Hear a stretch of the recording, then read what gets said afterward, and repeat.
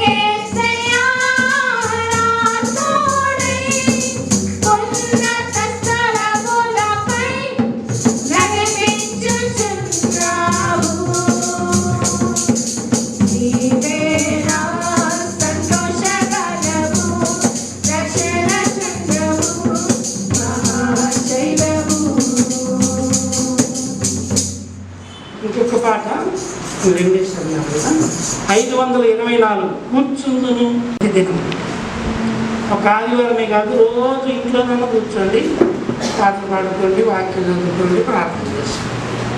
Right.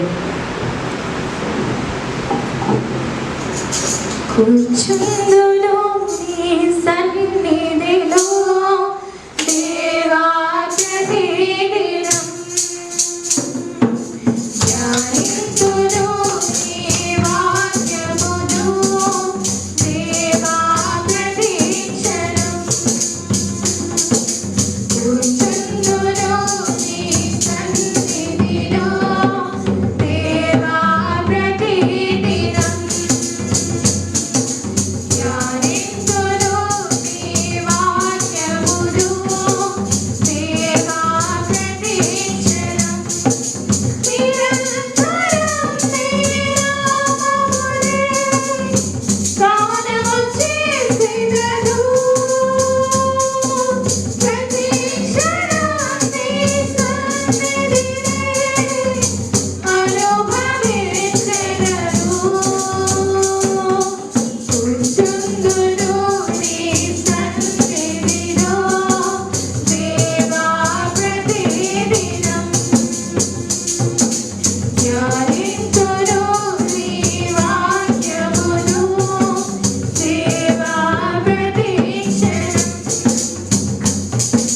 ప్రతి విషయం నీకర్పించెదా నీ చిత్తముకై నెరవేర్చెదా ప్రతి విషయం నీకర్పించెదా నీ చిత్తముకై నెరవేర్చెదా నీ స్ఫూర్తినే పొందినే సాగెదా నీ స్ఫూర్తినే పొందినే సాగెదా నీ నామమునే హెచ్చించెదా నీ నామమునే హెచ్చించెదా నా అతిశయము నీవే నా ఆశ్రయము నీవే నా ఆనందము నీవే నా ఆధారము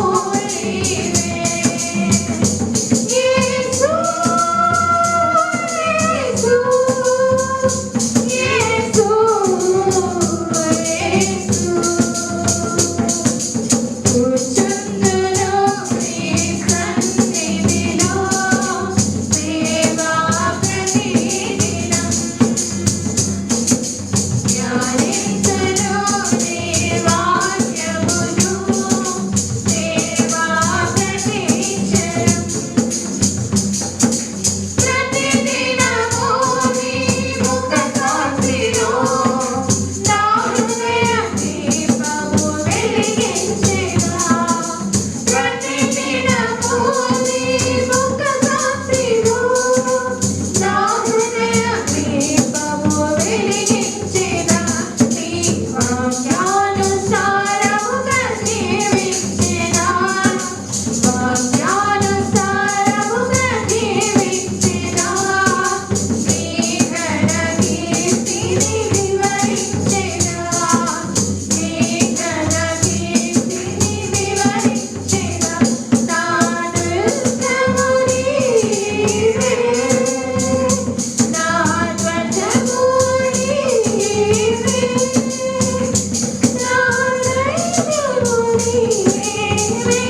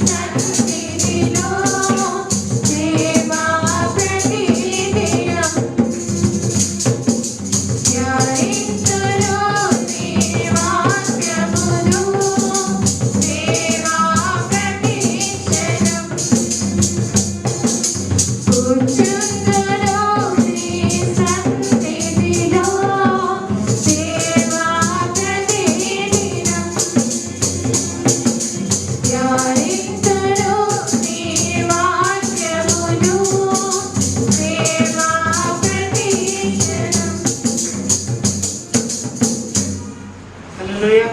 అందరం లేచి నిలబడి చిన్న ప్రార్థన చేసుకున్నాక వాక్య ధ్యానంలోకి వెళదాం. మైకి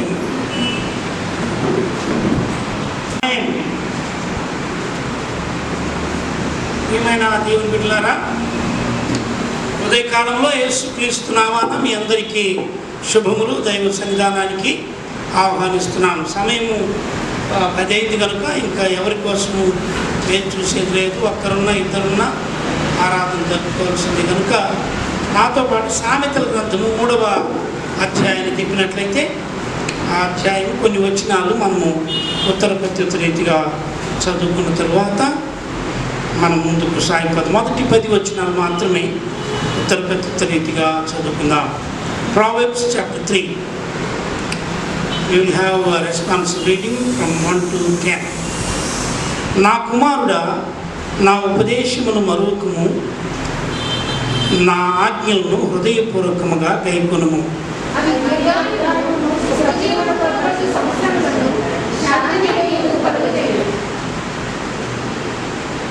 దయను సత్యమును నిన్ను ఎన్నడూను విడిచి పోనీయకుము.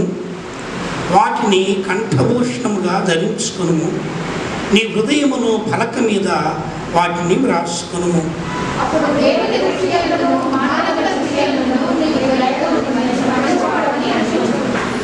నీ స్వబుద్ధిని ఆధారం చేసుకొనగా నీ పూర్ణ హృదయముతో యెహోవా యందు నమ్మిక ఉంచుము.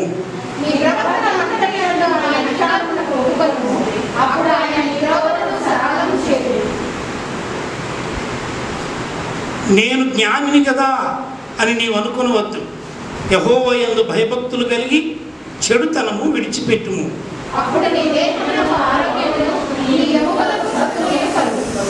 నీ రాబడి అంతటిలో ప్రథమ ఫలమును నీ ఆస్తిలో భాగమును ఇచ్చి యెహోవాను ఘనపరచుము. 10వ వచనం అందరం కలిసి చదువుకుందాం.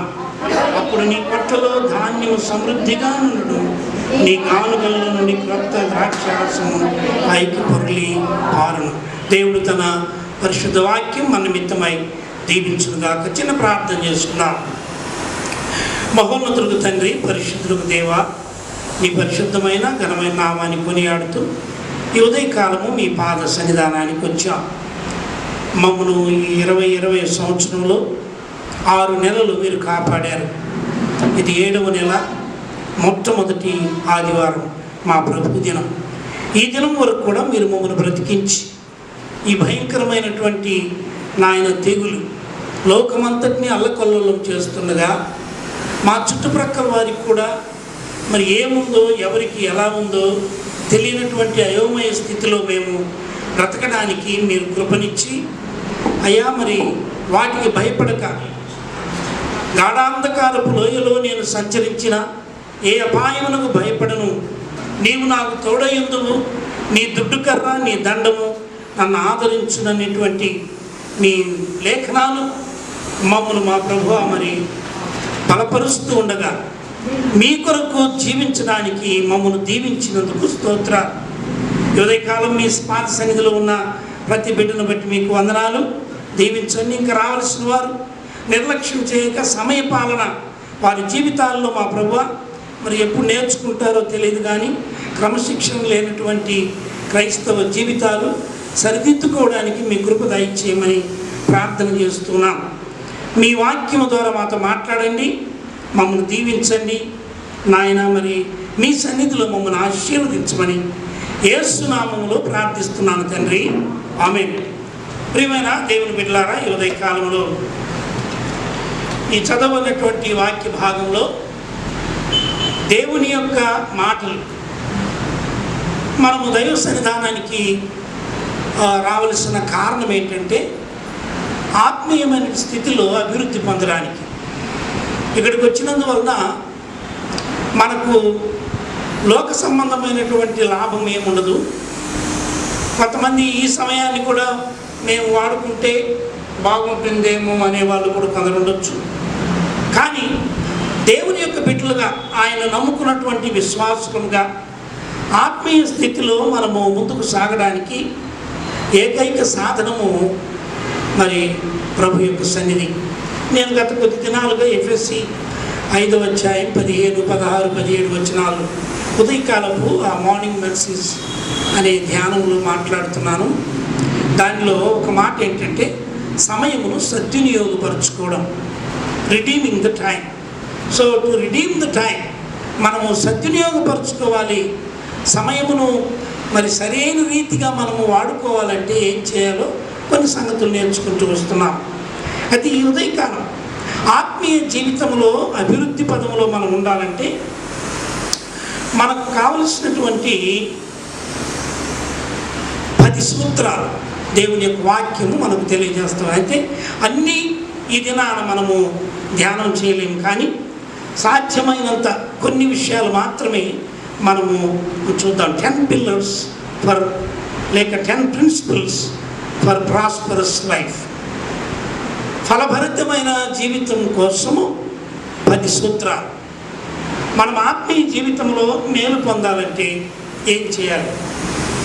ఈ లోకంలో మనము సాధారణంగా వాడుక భాషలో చెప్పుకునే 3 పదాలు ఉన్నాయి. ఒకటి ఏంటంటే peace of mind. Peace of mind అంటే మనస్సులో ఏం కావాలి? నెమ్మది. రెండవది ప్రాస్పరిటీ, అంటే మనం ఆస్తిపాస్తులన్నీ సంపాదించుకొని వృద్ధిలోకి రావాలి. మూడవ మాట ఏంటంటే గుడ్ హెల్త్, మంచి ఆరోగ్యం కూడా కావాలి. ఈ 3 ప్రతి మనిషికి అవసరమైనటువంటి శ్రేష్టమైన సాధనాలు కోరుకునే. అందుకే ఈ సామెతల 3వ అధ్యాయంలో కొన్ని మాటలు ఇక్కడ రాయబడ్డాయి. మరలా వాటిని నేను చూద్దాను. నా కుమారుడా, నా ఉపదేశమును మరువకము. అంటే చాలాసార్లు మనిషికి ఉన్నటువంటి అలవాటు ఏంటంటే మర్చిపోవడము మానవ లక్షణం అన్నారు. So we forget so many things. అందుకే భక్తులైన దావీదు 103వ కీర్తనలో ప్రభువును స్తుతిస్తూ ఆయన ఏమన్నాడంటే, నా ప్రాణమా ఆయన చేసిన ఉపకారములలో దేనిని మరువొద్దు అన్నాడు. అంటే మానవునికి మర్చిపోయే అలవాటు ఉందని దాని భావం. We forget. నిన్నటి దినం మేలు మర్చిపోతాం. ఈ దినం వచ్చినటువంటి కొంచెం కష్టము మనకు చాలా బాధాకరంగా ఉంటుంది, ఆటంకంగా ఉంటుంది. అందుకే దేవుని యొక్క వాక్యం జ్ఞాని అయిన సొలొమోను ఏమంటున్నాడంటే, నా కుమారుడా, నా ఉపదేశమును మరువద్దు, నా ఆజ్ఞలను హృదయపూర్వకముగా గైకొనుము.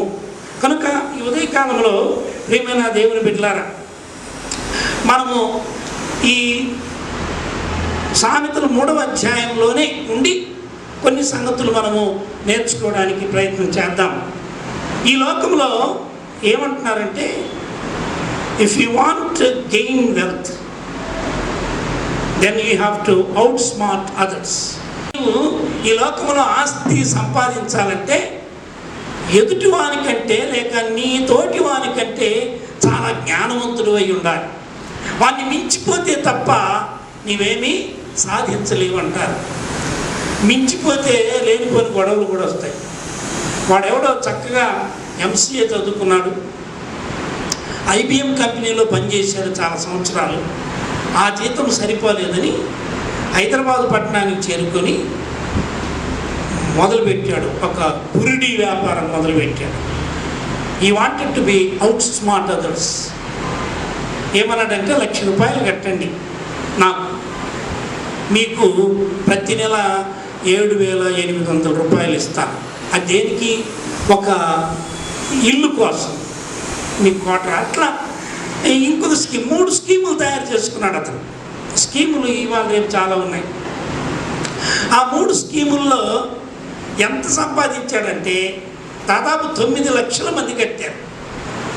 78 కోట్లు సంపాదించుకొని బురిడి కొట్టి మాయమయ్యాడు. ఆఖరికి పోలీసులు పట్టుకుని అరెస్ట్ చేశారు. అంటే అవుట్ స్మార్ట్. నాకు ఫలాని వానికంటే నా జ్ఞానం ఎక్కువ, నేను చాలా తెలివిగలవాడిని, నా తెలివి ఇతరులకు లేదు. చాలామంది వాళ్ళ తెలివిని బట్టి గర్విస్తుంటారు, అబ్బా నేను చాలా జ్ఞానవంతుడు. కానీ దేవుని యొక్క వాక్యము అలా చెప్పట్లే. ఈ చాలామంది ఈ లోకంలో చెప్పే మాట ఏంటంటే, many people consider honesty. Okay, honest అంటే నిజాయితీ. రెండవది వర్చ్యూస్. వర్చ్యూస్ అంటే సుగుణాలు. ఆనెస్టీ, వర్చ్యూస్, మూడవది మారల్ వాల్యూస్ అంటే నీతిగా జీవించడం. ఈ మూడు అవంట మనకున్న బలహీనతలంట సంపాదించుకోవటానికి. ఈ మూటిని నువ్వు అడ్డం పెట్టుకుంటే నీ జీవితంలో ఏమీ సాధించలేవు. లోకం చెప్పే తీరిది. ప్రియమైన దేవుని బిడ్డలారా, అది ఎంత డేంజరస్ థింగ్ అంటే 2008వ సంవత్సరంలో ఈ గ్లోబల్ క్రైసిస్ వచ్చాయి. అందరికీ తెలుసు ఆ సంగతి. చాలా ప్రపంచమంతా కూడా ఎకనామిక్గా డౌన్ అయిపోయింది. ఆ సమయంలో అఫ్కోర్స్ మన ఈయన ఫార్మర్ ప్రైమ్ మినిస్టర్, ఆయన పేరు గుర్తు రావట్లేదు, మన్మోహన్ సింగ్ గారు, ఆయన మంచి జ్ఞానంతో భారతదేశాన్ని మరీ అతలాకుతలం కాకుండా కొంచెం కాపాడారు. ఆ సమయంలో ఈ జ్ఞానవంతులు డబ్బు సంపాదించుకున్న చాలా millionaires they have committed suicide. ఎందుకంటే ఆ ఆర్థిక పరిస్థితులు, వారి యొక్క వ్యాపారాలన్నీ కూడా బ్యాంక్రప్ట్ అయిపోయాయి, ఖాళీ. ఈ సమయంలో కూడా ఈ కరోనా వల్ల ప్రియమైనటువంటి వాళ్ళరా చాలామంది వ్యాపారాలు లేవు. నిన్న పేపర్లో ఏం చదివామంటే ఈ రాజస్థానీస్ మామూలుగా వ్యాపారం చేసుకోవడానికి చాలామంది వస్తున్నారు. వాళ్ళంతా కూడా చాలామంది మరలా వారి యొక్క రాష్ట్రానికి వెళ్ళిపోవడానికి చూస్తున్నారు. ఎందుకంటే వ్యాపారం సరిగ్గా జరగడం లేదు. కనుక ఈ లోకంలో డబ్బు సంపాదన మాత్రమే నా ధ్యేయము అని అనుకుంటే, అందుకే యేసు ప్రభు వారు లూకాసు సువార్త 12వ అధ్యాయం తీయనక్కర్లేదు, ఒక ధనవంతుని గురించి మాట్లాడుతూ ఆయన అన్నాడు, ఒకనికి భూమి చాలా బాగా పండింది, అన్ని సంవత్సరాల కంటే కూడా చాలా బాగా పండింది. కనుక వాడు అనుకున్నాడు, విస్తారమైన ఆస్తి వచ్చింది కనుక నేను కొట్లను పెద్దవి చేసుకొని నేను వాటిని నింపుకుంటాను. కనుక అతను చేసుకునేటువంటి చెప్పుకున్న మాటలు ఏంటంటే, ఇట్స్ నాట్ ఎ ప్రేయర్, ఈ స్పీకింగ్ టు హిమ్సెల్ఫ్. ఆయన అన్నాడు, నా ప్రాణమా, అనేక సంవత్సరములకు విస్తారమైన ఆస్తి నీకు సమకూర్చబడి ఉంది, తినుము త్రాగుము సుఖించు. కానీ దేవుడు వెంటనే ఏమన్నాడు తెలుసా, యు ఫూల్. నిజంగా వెన్ యూ కన్సిడర్ లోకరీతిగా మనం మాట్లాడాలంటే ఆ మాట్లాడిన వాడు ఈజ్ నాట్ ఎ ఫూల్. ఎందుకంటే అతడు జ్ఞానవంతుడు కనుకనే పంటలు బాగా పండించాడు, జ్ఞానవంతుడు కనుకనే ఎలా దాచిపెట్టుకోవాలో కూడా ఆలోచన చేసి కొట్లు పెద్దవి కట్టుకున్నాడు. ఈ లోకరీతి జీవన వల్ల లోక జ్ఞానము దేవుని ఎదుటంట వెర్రితనం. జ్ఞానం ఇచ్చేవాడు దేవుడే, సంపాదన ఇచ్చేవాడు దేవుడే. ఈ మాటలు పరిశుద్ధాత్మ దేవుడు ఎందుకు నా ద్వారా పలికిస్తున్నాడో నాకు తెలియదు. మనము ఈ 3-4 నెలల కాలంలో మనకున్నటువంటి ఇబ్బందులన్నీ మనం ఎరుగుదాం. ఎవరెవరు ఎంతగా శ్రమ పడ్డారో, ఇళ్లల్లో ఇబ్బందులు పడ్డారో అవన్నీ ఎరిగిన విషయాలే. అయితే ఇవన్నీ కూడా ఆలోచన చేసినప్పుడు దేవుడు మన పట్ల కృప చూపలేదా అంటే డెఫినెట్లీ 100%. అనేకులకు వచ్చిన రోగాన్ని దేవుడు మనకు రానివ్వలే. మన చుట్టూ తిరుగుతుంది. రాత్రి వేళ కలుగు భయముకైనను, పగటి వేళ ఎగురు బాణముకైనను, చీకటిలో సంచరించు తెగులునకైనను నీవు భయపడకుందువు.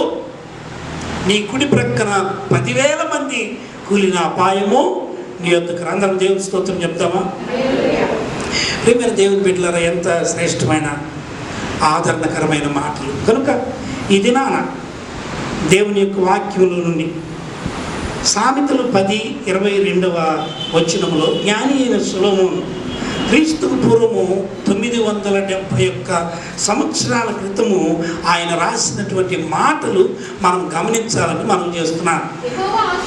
యెహోవా ఆశీర్వాదము ఐశ్వర్యమిచ్చును, నరుల కష్టము చేత ఆ ఆశీర్వాదం ఎక్కువ కాదు.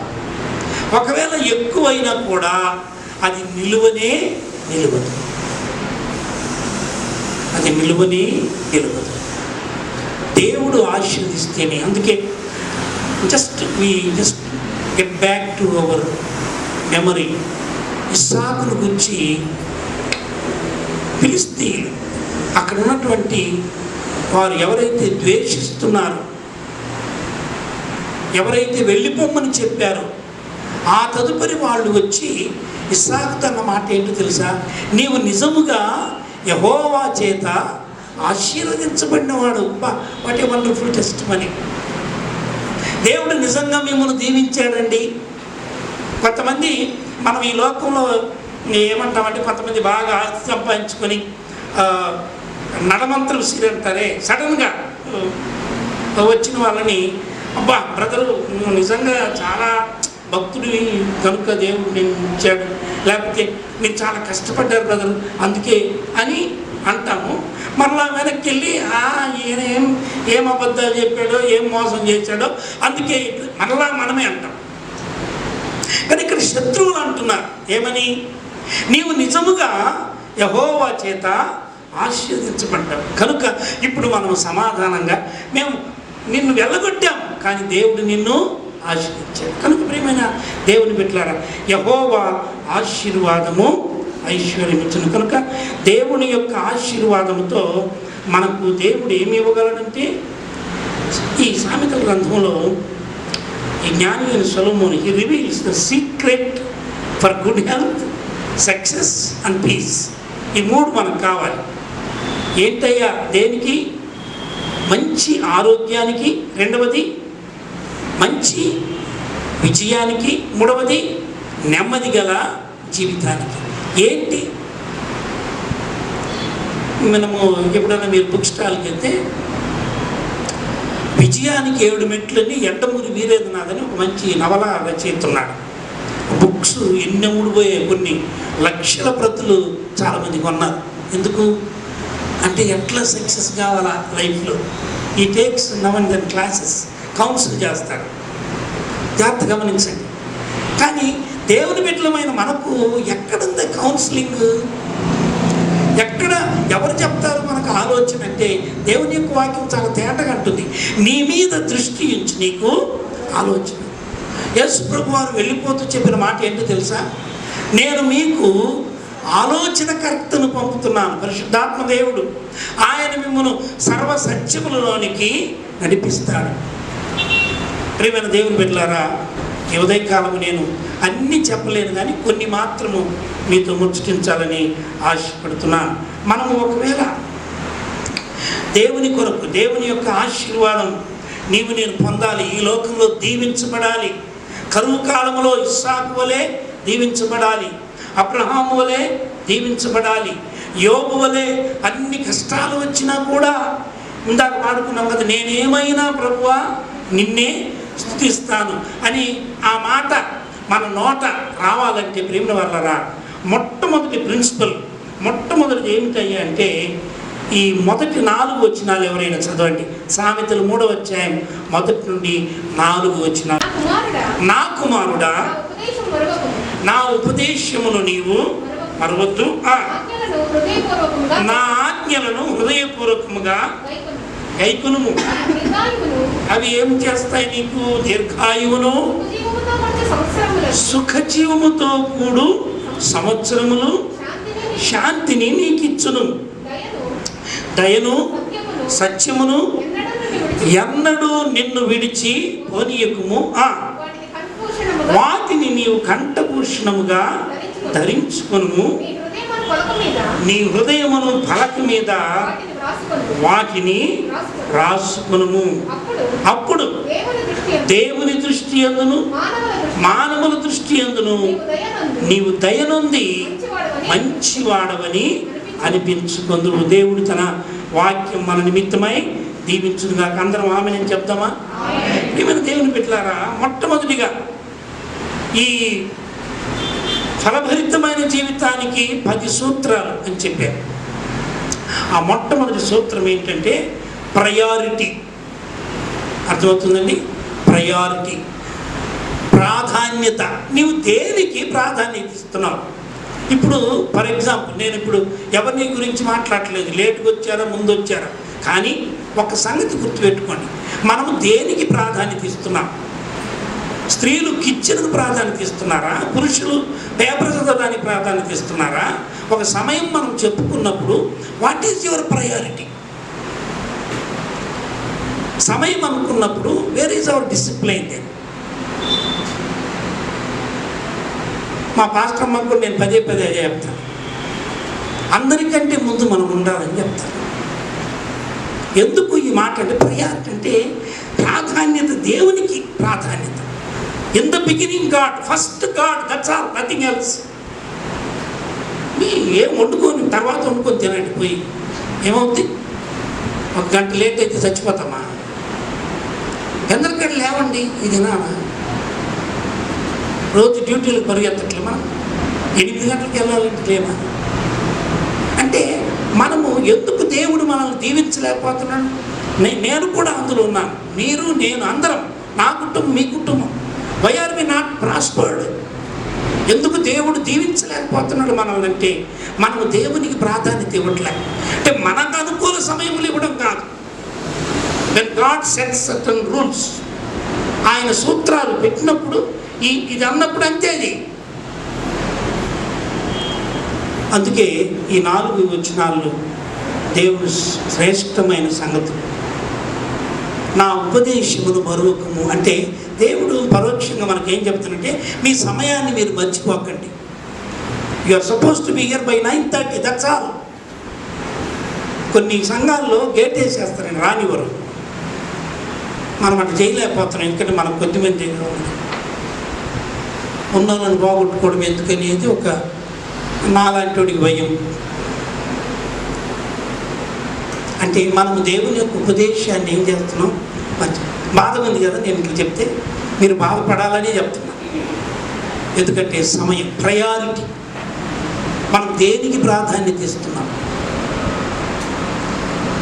త్వరగా చింతపడు, నో ప్రాబ్లం. దేవుని యొక్క సన్నిధి, ఒక అపాయింట్మెంట్ మనం ఎవరైనా తీసుకుంటే ముందే ఉంటాం. మనం ఒక ట్రైన్ ఎక్కడానికి అరగంట ముందే ఉంటాం, బస్సు ఎక్కడానికి ముందే ఉంటాం. అంటే మనము దేవునికి ప్రాధాన్యత ఇవ్వడం లేదు.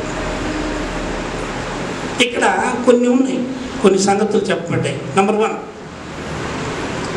There is instruction from God. ఈ ప్రతి సూత్రములో ఒక ఆజ్ఞ ఉంది, రెండవది ఆశీర్వాదం ఉంది. ఒక ఆజ్ఞ, రెండవది ఆశీర్వాదం. ఆజ్ఞ ఏంటో తెలుసా? ఇక్కడ నా కుమారుడా, నా కుమారుడా, నా ఉపదేశమును నీవు మరువద్దు. రెండవ మాట ఏంటి? నా ఆజ్ఞలను హృదయపూర్వకముగా గైకొనుము. ప్రకటన 1:3లో ఒక మాట రాయబడింది ఏంటంటే, సమయము సమీపించుతున్నది కనుక ఈ ప్రవచన వాక్యములు చదువువాడు వాటిని విని ఇందులో రాయబడిన సంగతులు గైకొనువాడు ధన్యుడు. అంతేగాని వినేవాడు ధన్యుడు అని రాయబడలా, విన్నవాడు గైకొనాలి. when you know the timing, when you know the instruction, follow it. Assembly జరుగుతూ ఉంటే మా పిల్లల్ని నేను ఎప్పుడన్నా, very rare, I never took my children late. ఆ ముగ్గురిని కూడా ఎప్పుడో ఒకసారి, ఐ థింక్ వాళ్ళు చదివిన 10 ఏళ్లలో ఎప్పుడో 1-2 సార్లు, if I forget, gate close చేస్తారు. మర్యాదగా బయట నిలబడాల్సిందే అసెంబ్లీ అయ్యేంత వరకు. Nobody will allow. ఒక స్కూల్కి ఒక కట్టడి ఉంది, ఒక డిసిప్లిన్ ఉంది. ఎందుకు మనం గైకొనలేకపోతున్నాం? అందుకే మనం దీవించబడలేకపోతున్నాం.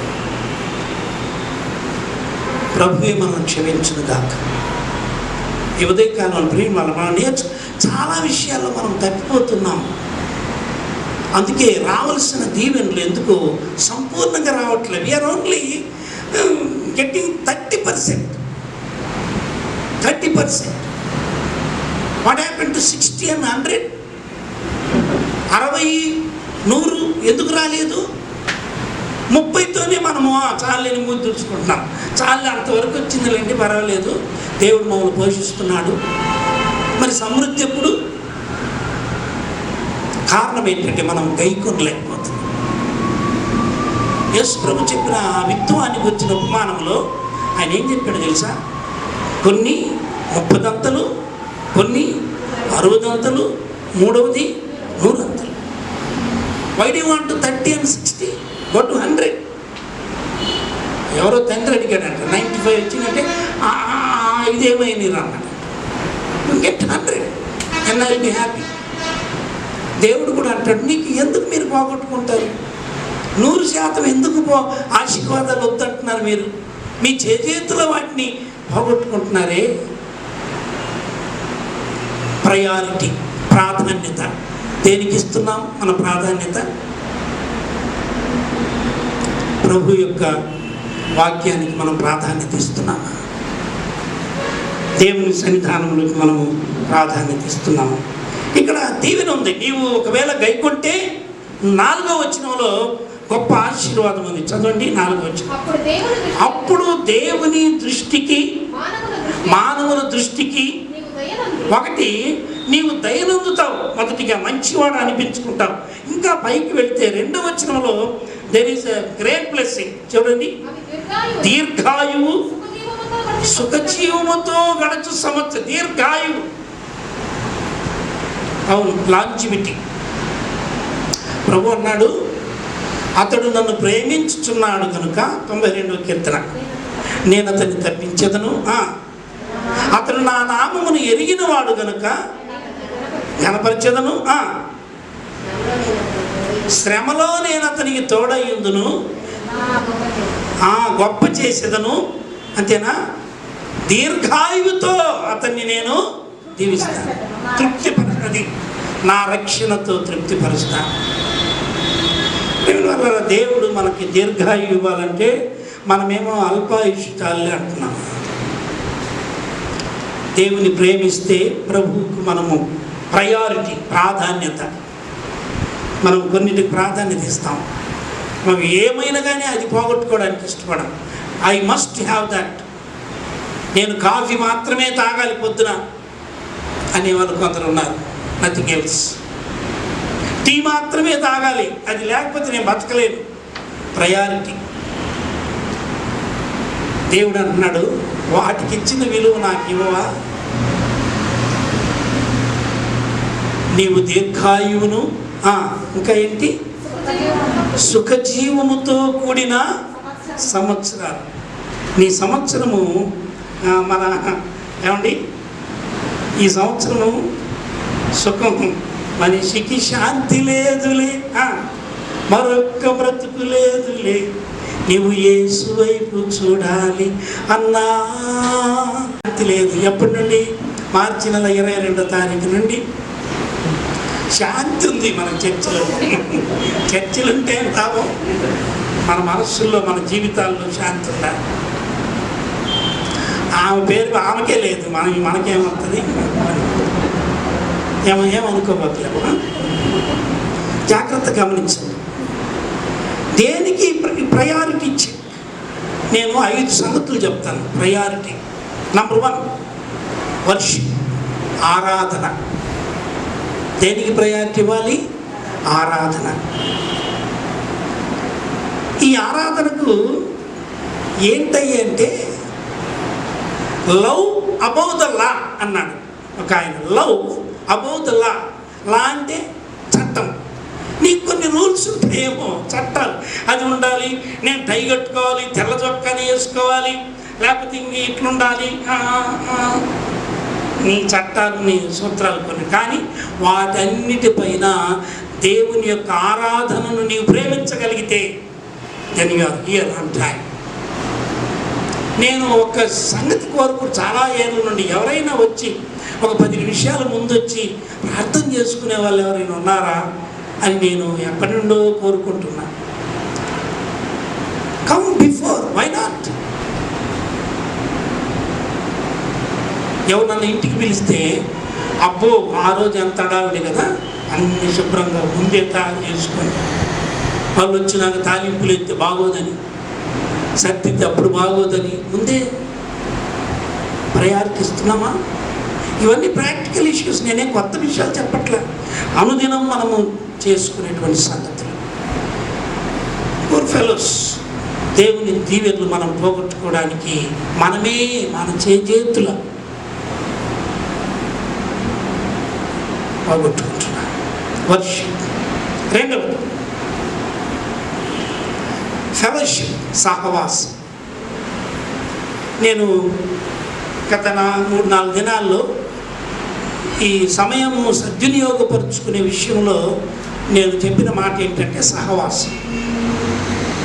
ఆదిమ అపోస్తలు కార్యం 2:42 ప్రకారం వారు అపోస్తలుల బోధ యందును సహవాసమందును రొట్టె విరుచుట యందును ప్రార్థన చేయట యందును ఎడతెగక ఉన్నారు.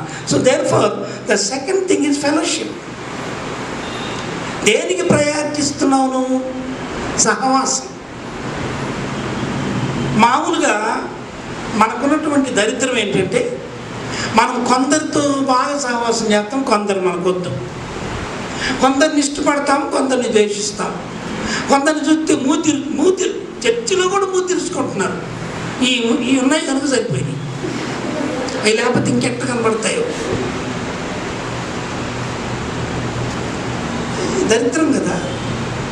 ఎప్పుడు మారాలి మనం?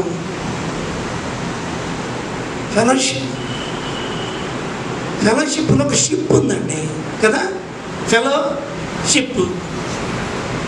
ఈ షిప్లోకి ఫెలోస్ అంతా వస్తారు, అభ్యర్థులందరూ. వచ్చిన వాళ్ళంతా ఎట్లుండాలి? ఐక్యత ఉండాలిగా అందరిలో. ఆ షిప్లో వాడు పెట్టినది తినాలి, చేయమని చెయ్యాలి, టైం ఉంటుంది, అంటే డిసిప్లిన్ ఉంది. When you come to the fellowship, దేవుని యొక్క బిడ్డల సహవాసం. ఈ ఫెలోషిప్లో ఏముండాలంటే కంపాషన్ అబౌవ్ రెగ్యులేషన్స్. కంపాషన్ అంటే కనికరం. మనం ఒకరి పట్ల ఒకరు ఏముండాలంట? కనికరం. నేను మార్క్స్ వార్త 2వ అధ్యాయాన్ని గురించి చెప్తుంటాను. ఆ మొదటి వాని పేరు ఏంటో తెలుసా? Mister compassion. ఆ పాలసీ మ్యాన్ బాగుపడాలంటే ఆ మొదటివాడు he was moved with compassion కదా. అందుకే ఇంకా 3 తోడయ్యారు. సో నీవు కనికరము గలదానవైతే, కనికరం గలవాడివైతే నీతో పాటు ఇతరులు కూడా ఆ కనికరంలోనికి వస్తారు. ఇంకేం చెప్పాలో, ఎంత విడమరిచి చెప్పాలో నాకు అర్థం కాదు. మొదటిగా ద ప్రయారిటీ చెక్. ఇది చెక్ లిస్ట్ ఉంటుంది. నీవు అప్పుడప్పుడు షాపుకి పోయినప్పుడు ముందే రాసుకుని వెళ్ళాలి, నోటికి వచ్చిందని చెప్పడం కాదు. నువ్వు రాసుకుంటే ఏమవుతుంది? నీ దగ్గర ఎంత డబ్బులు ఉన్నాయి, నీవు అది కొనగలవా లేదా అని. అట్లా కాకుండా కనబడ్డదల్లా కొన్నావు అనుకో, కార్డులో పైసలు అయిపోతాయి, జోబులో పైసలు అయిపోతాయి. మన జీవితాల్లో కూడా ఒక చెక్ లిస్ట్ ఉండాలి. ఈ మొట్టమొదట ప్రయారిటీ, ప్రాధాన్యత దేనికి ఇస్తున్నాము అనేది. మొదటిది ఆరాధనకి నీ ప్రాధాన్యత ఇవ్వాలి. నువ్వు ఎన్నన్నా చెప్పు. కొంతమంది ఏమంటారు, డ్యూటీ ఇస్ డ్యూటీ. నాకు ఉద్యోగమే లేకపోతే నా పనే నాకు ముఖ్యం, వారి కడుపే వారి దేవుడు. ఏం ఆదివారం 1 గంట లేట్ తింటాం, చచ్చిపోతామా? జాగ్రత్త స్మరణ. Priority worship. రెండవది ఫెలోషిప్, సహవాసానికి మనము ప్రయారిటీ ఇవ్వాలి. అసలు సహవాసం మొదట ఈయనతో మీకు సహవాసం ఉంటే అందరితో ఉంటాం. నాకు ఎప్పుడు డౌట్, ఎవరైతే అందరితో సహవాసం చెయ్యరో వాళ్ళు పలానాలతో లేదు అని అర్థం. యోహాను భక్తులు రాస్తుంటాడు మొదటి యోహాను పత్రికలో 1వ అధ్యాయంలోనే, మన సహవాసం అయితే తండ్రి అయిన దేవునితోనూ ఆయన కుమారుడైన యేసుక్రీస్తుతో ఉందా? ఆయన సహవాసము మనము దేవునితో, ఆయన కుమారుడైన క్రీస్తుతో, ఆయన పంపించిన ఆదరణకర్త అయిన పరిశుద్ధాత్మతో మన సహవాసం ఉంటే మనం ఇతరులతో కూడా సహవాసం చేస్తాం. సాధారణంగా డాక్టర్లతో, పాస్టర్లతో కదండి. ఏ ట్రేడ్ వాళ్ళు ఆ ట్రేడ్ వాళ్ళతో ఉంటారు. మన బాలరాజు గారు ఉన్నారు, ఆ ట్రేడ్కు సంబంధించిన వాళ్ళతో సాహసం చేయడానికి చూస్తారు. కానీ దావీదు ఒక మాట అంటాడు తెలుసా? యాజ్ ఎ కింగ్ నాకు రాజులంటే ఇష్టమా, హేట్ అదర్స్ అనలే. కొంతమంది ఈ మాట కూడా వాడితే ఐ హేట్ దట్ ఫెలో, ఆమెను చూడటం నాకు ఇష్టం లేదు, ఈయన చూడటం నాకు ఇష్టం లేదు. ఇలాంటి క్రిస్టియన్ నేను. ఒకవేళ ఆ మాట అంటే ఇలాంటి క్రిస్టియన్. తన సహోదరుని ద్వేషించువాడు, తన సహోదరిని లేక సహోదరి ద్వేషించువాడు నరహంతకుడు. నువ్వు కత్తి తీసుకుని పొడవు పెట్టాయి. ఈ మాటలు ఎవరైతే ఈ మాటలు అంటారో వాళ్ళకి కుచ్చుకొనును గాక. ఈ మాటలు నేను కావాలని చెప్తున్నాను. We are nobody to hate. ద్వేషించేవాడు హంతకుడు అని దేవుని వాక్యం చెప్తుంటే ఇంకా నువ్వు క్రైస్తవుడు ఎట్లవుతావు? పాస్టర్ గారు ఏదో కత్తి కట్టుకొని వచ్చారు మాకు. ఎస్, దేవుడు చెప్పమన్నాడు ఈ సంగతులను చెప్తున్నాను. మనం కొద్ది మందిమే. ఈ అవయవాలన్నీ సరిగ్గా, ఈ ఫెలోషిప్ అవయవాలు సరిగ్గా పనిచేయకపోతే ఎట్లుంటాయి తెలుసా? కొన్నిసార్లు చెయ్యినే పెట్టుకుని పడుకుంటే ఏళ్ళు 2 మొద్దుబారిపోతాయి చెయ్యి. కారణం దానికి రావాల్సిన రక్త ప్రసరణ రాలే, నీ బరువు దాని మీద పడింది. ఒక అవయవం సరిగా పనిచేయకపోతేనే ఆందోళన చెందుతాం. దేవుని యొక్క సన్నిధిలో ప్రియమైన వాళ్ళరా, మీరు నన్ను ఎట్టన తిట్టుకోండి, ఏమన్నా అనుకోండి, కొంతమంది పైకి అనకుండా లోనం తిట్టుకోండి, ఏం పర్లేదు. దేవుని వాక్యాన్ని నేను బోధిస్తున్నాను. నా ఆత్మీయ పిల్లలుగా ఈ మాటలు చెప్తున్నాను. మన ప్రయారిటీ, మన ప్రాధాన్యత మొదట ఆరాధనకి, రెండవది సహవాసానికి. కనుక ఈ ఉదయకాలంలో ఈ ప్రయారిటీలోనే ఇంక 3 ఉన్నాయి. వచ్చే వారం మనము ధ్యానం చేసుకుందాం. ఇంక 3 ఉన్నాయి. There is a discipline, ministry and mission. So ప్రభు చిత్తమైతే వచ్చే వారం మనము ముందుకు సాగడానికి ప్రభు వాటి కృపను మనకు అనుగ్రహించుగాక. మరలా చదువుకుందాం. ఈ 4 వచనాలు చదవండి అమ్మా. సామెతల గ్రంథము 3వ అధ్యాయం 1 నుండి 4 వచనం వరకు చదవండి. దయచేసి అందరూ పలకాలని. నేను చదువుతాను, అందరూ పలకండి నాతో పాటు. నా కుమారుడా, నా ఉపదేశమును మరువకుము, నా ఆజ్ఞలను హృదయపూర్వకముగా గైకొనుము. అవి దీర్ఘాయువును సుఖజీవముతో గడుచు సంవత్సరములను శాంతిని నీకు కలుగు చేయును. దయను సత్యమును ఎన్నడను నిన్ను విడిచి పోనీయకుము. వాటిని కంఠభూషణముగా ధరించుకొనుము. నీ హృదయమును పలక మీద వాటిని వ్రాసుకొనుము. అప్పుడు దేవుని దృష్టి యందును మానవుల దృష్టి యందును నీవు దయనుంది మంచివాడవని అనిపించుకుందువు.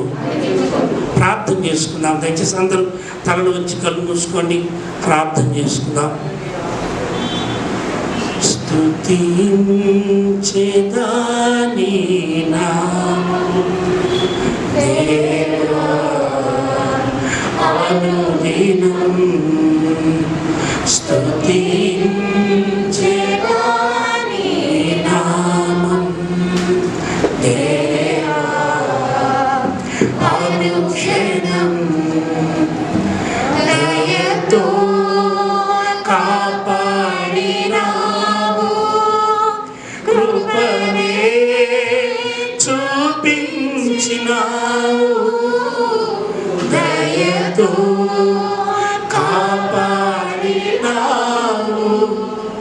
కృపనే చూపించినావు. నిన్ను నే మరువనేసు. ఈ పాట పాడుతుండగా దయచేసి అందరూ ప్రభువును స్మరించుకుంటూ ఆయన ఆరాధించాలని మనం చేస్తున్నాను. స్తుతించెదా నీ నామం దేవా అనుదినం. పాపినయ్యుండగా నేను రక్షించి దరి చేర్చినావు. పాపినయ్యుండగా నేను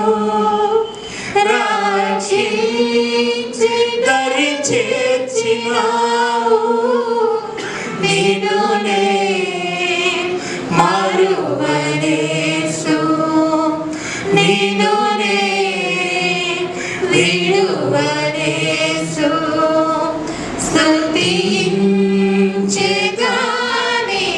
నామం దేవా అనుదినం సిలువే నాకు శరణం నీవే నాకు మార్గం సిలువే నాకు శరణం నీవే నాకు మార్గం నిన్నునే మరువనేసు నిన్నునే విడువనేసు స్తుతించెదనే నామం దేవా అనుదినం. చేసుకున్నాం. మహోన్నతుడు తండ్రి, ఇంతవరకు మాతో మాట్లాడారు, మీకు స్తోత్రం. మీ మాట అగ్ని వంటిది, మీ మాట చాకలి వాని సబ్బు లాంటిది. అది బుద్ధివాక్యము, సరిచేసే వాక్యము, సరిదిద్దే వాక్యం. నాయన, సుత్తి వంటిది, గడ్డలు పెడ్డలు వాటన్నిటిని పగలగొట్టేది. మా జీవితాల్లో వంకర టింకర్లు నాయన, ఈ వాక్యం అనే విత్తనము సరిగా ఎదగకపోవడానికి గల ఈ ముళ్ళ తుప్పలు, గచ్చపదలు ఇవన్నీ ఉన్నాయేమో. అందుకే మీరు సరిచేయడానికి, అగ్నిలాగా కాల్చివేయడానికి ఇష్టపడుతూ అనేక మార్లు మాతో మాట్లాడుతున్నారు.